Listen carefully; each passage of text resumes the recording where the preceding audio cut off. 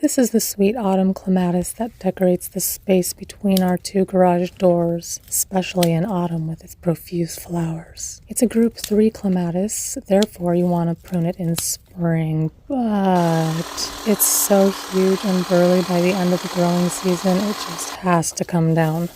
This is the first time I'm actually using a chainsaw for this process, and it was surprisingly successful.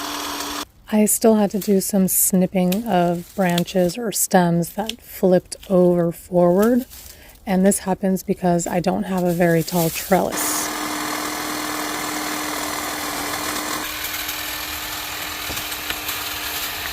One day I'd like to build a little pergola that goes above the garage door so that the flowers can make their way across it and droop downward. The proper way to prune your Sweet Autumn Clematis is to snip right above a node in spring once you see some new growth coming in. Try to do this above the nodes that are about 6 to 12 inches above the ground. During your first or second season of pruning the Sweet Autumn Clematis, it's okay to go as far as 5 inches above the soil. And personally, I've been doing that 5-inch rule every year.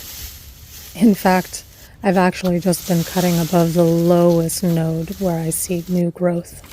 Sweet Autumn Clematis is definitely a vigorous grower.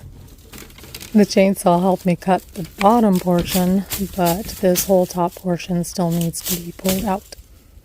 It's actually kind of a fun process.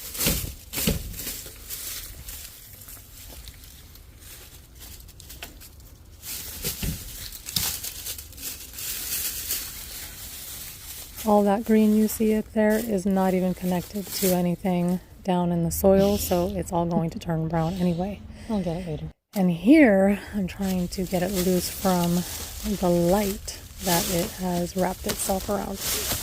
A little too high for my reach.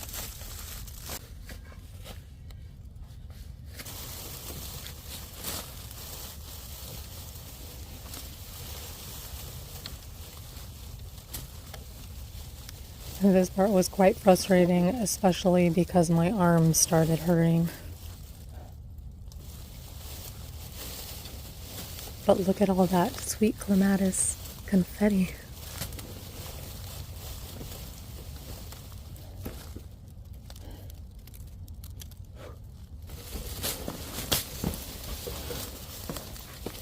I was finally able to get it down. Of course, I forgot to press record, but I also bent my lamp.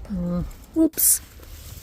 And since it's the end of autumn, you can still see a few flowers growing right there.